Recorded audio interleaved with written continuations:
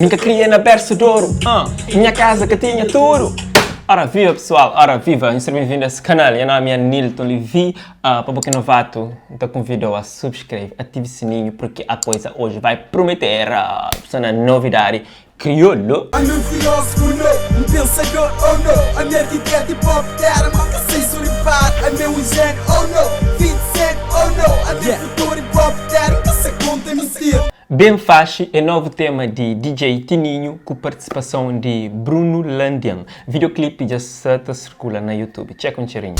Bem Fache antes bem brincava macapá. Bem brinca escondido. Magic Film lança tema Aleluia. Música está campeão, bom vibe. Videoclipe também tem só minis bodona. Não se checa. Manos horas eu tô chico, aleluia, aleluia.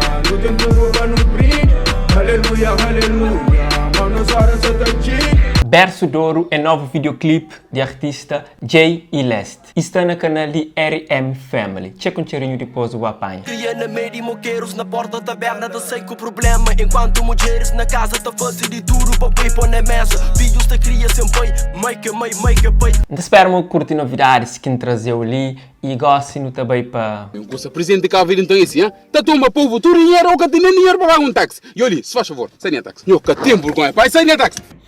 Não tem de caço light, que está incluído. Chega na zona de madrugada, entrou no currículo, infocasta. Se mostra, incluindo o na gileira, compras e roupa na corda. Bom pessoal, gostam de trazer os dois humoristas. Você está falando de Sempre Essa e Carlos Andrade. Esses dois estão juntos. Você que está saindo dessa união e ainda nunca sabe, mas nesse momento ainda é uma foto que não tem.